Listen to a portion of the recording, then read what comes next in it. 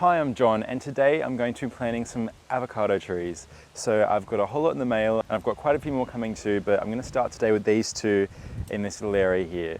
So avocados are amazing trees to grow, but they are very, very fussy. So there are quite a few important steps you've got to follow, otherwise they'll die. And trust me, I have lost probably 3 or 4 avocado trees over the years in my earlier days or younger days when I didn't know how to plant them properly. They're very different to other trees. So I've got 2 varieties here that I'm going to plant at the moment. I've got a fuerte and a secondo.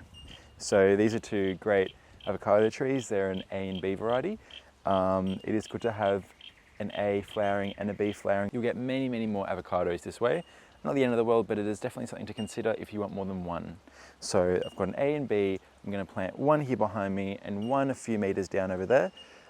Considering that these trees do get quite big, you need quite a big space. I've got an acreage here and I'm going to plant one here with plenty of room for it to grow, and you can, trim it back, all that, but you want a nice space, a nice sunny position like I've got here. So the first thing is soil prep. Now, if you have clay soil, you really need to listen up here because avocados do not like clay and they will die. Like, end of story, they'll just die in clay. They hate to have wet feet, so they hate to have their roots wet. So the best way to plant them is to mound them. If you don't have really sandy and loose soil, you need to create quite a big mound. So for me, I've got probably about 50, 60 centimeters or even more of really nice rich soil, which is great, but then it gets harder and it's a bit clayey.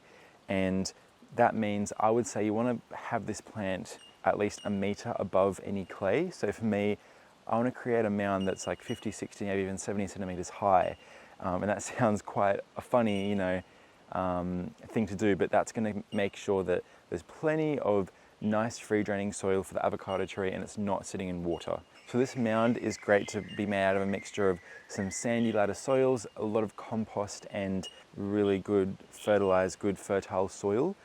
So what I've got a wheelbarrow full of some nice broken down mulch, and it's kind of full of worms turned into some nice light soil. It's been sitting around probably about 2 years in that pile.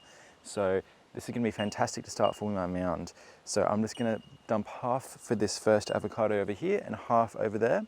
And the best way I find is to kind of spread it to the outside, because even though this is great and it's breaking down, I'm not going to plant the avocado directly into this. This is going to form the outside first layer, I'd say, of my mound. And we don't really want to be digging too much, especially if it's clay. Don't dig into the clay, because if you dig into the clay, you can kind of imagine it creates a pool, and that's even worse than actually just, planting directly into the clay. So to avoid that, I'm just going to not dig up, but just mix a little bit of the existing soil and then dump this around it, kind of like a volcano style with a hole in the center to put my nice, good potting mix and sandy, fertilized soil on top. So this is a really good mound. As you can see, the base is slightly above the soil level, and it's got this nice, rich composted dirt and mulch breaking down wood chips around here. Now, I will obviously expand this, but it's just a good base. And on top of this, I will be putting my potting mix and nice sand and fertilizer and all that. And then coming along with more mulch. Mulch is probably not quite as broken down around the outside. All right, so I've got my 2 mounds done. My nice mound here and my nice mound over there. And just one other thing to consider with these mounds is that obviously over time they will compact. So you've always got to build it bigger than you first think. I'm going to create a mix of some nice soil now.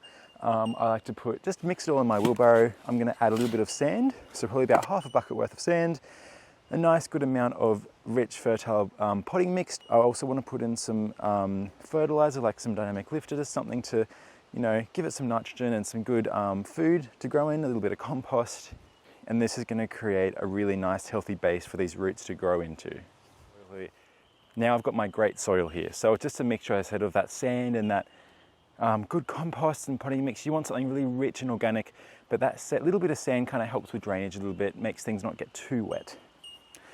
So the other thing that I haven't mentioned is I have some gypsum. Now gypsum is great because it's a clay breaker. So if you have clay, you can sprinkle this a little bit of this over the soil at the end. So I'll keep that until I have planted these. But sprinkling a bit of the gypsum once every 6 months or so really helps to break down that soil and break down that clay, just so it's not as bound together and it kind of loosens, and again, you'll have much better results. So let's get on to planting. So I'm going to start with my secondo over here, and I want to fill this hole about halfway up with this soil, because again, I want that root base to be well above that clay line.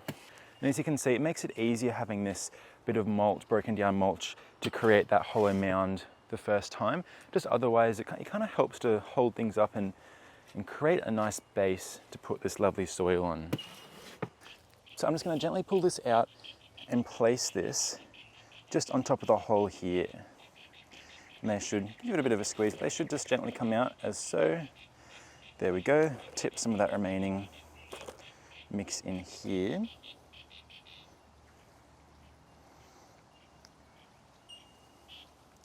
And place it down as so. You can break the top just a little bit, but you want to try and keep this intact.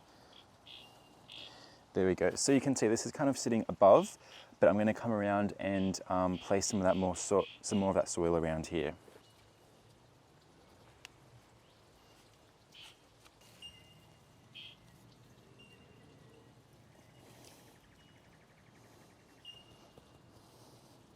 So the top is obviously looking quite bare, but I'm going to come along now with a bit of that gypsum, spread it over, and I'm going to come along obviously with a lot of nice good mulch and organic matter just all the way around this, create a big mound so it can slowly break down and those roots can grow into it.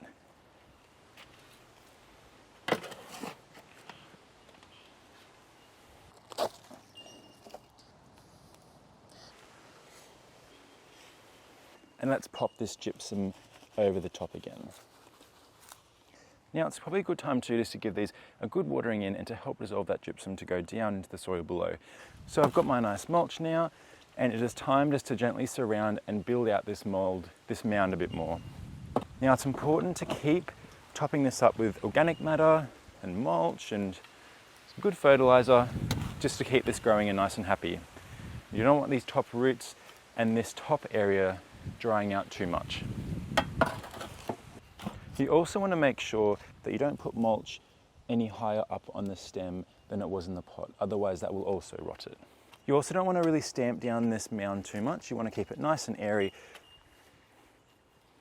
And you can see when I talk about mounds, I really do mean a mound, because it is like, this is very high. If you look at the base of this plant, it's very high off the ground. And feel free as the roots develop, also make this mound bigger, because the roots will grow out and it's nice for them to grow into some nice organic matter.